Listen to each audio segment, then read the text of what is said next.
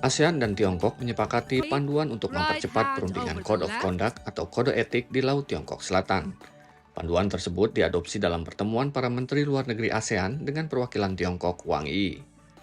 Dalam pertemuan yang digelar Kamis siang di Jakarta, Menteri Excellency Luar Wang Negeri RI Yi, Retno and Marsudi welcome back menyampaikan to bahwa the Tiongkok ASEAN adalah family mitra meeting. penting ASEAN dalam menjaga perdamaian, stabilitas, dan kemakmuran di kawasan Indo-Pasifik selama lebih dari 3 dekade.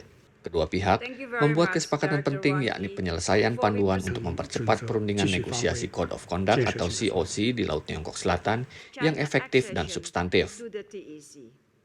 This achievement should continue to build positive momentum, to bolster partnership that advance a paradigm of inclusivity and openness, respect international law, promotes habit and collaboration.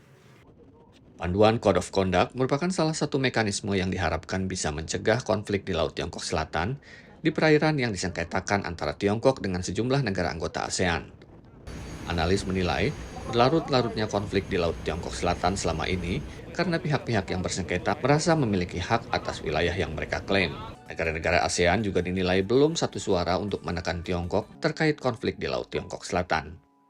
Persoalannya di sini gitu sebenarnya, bagaimana menyatukan negara-negara ASEAN untuk kemudian memberikan tekanan kepada Cina bahwa persoalan ini harus segera diselesaikan, ya, kalau tidak ini akan yang sifatnya hanya tarik ulur kepentingan saja gitu.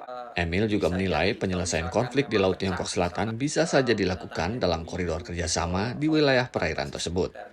Yang mungkin akan terjadi adalah bagaimana memaksimalkan Laut Cina Selatan ini dalam koridor kerjasamanya begitu dengan Cina sebagai penentu utama atau faktor utama gitu. Jadi Cina yang menentukan bagaimana kerjasama ini harus dilakukan gitu. ASEAN dan Tiongkok mulai merundingkan Code of Conduct di Laut Tiongkok Selatan sejak 2002.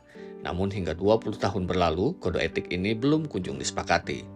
Sebagai Ketua ASEAN 2023, Indonesia menjadikan percepatan penuntasan perundingan ini sebagai salah satu prioritas. Hasil pertemuan ini nantinya akan dibawa dalam pertemuan tingkat tinggi ASEAN September mendatang di Jakarta. Dari Jakarta, Ahadian Utama, Indra Yoga, dan tim VOA. And now with the ASEAN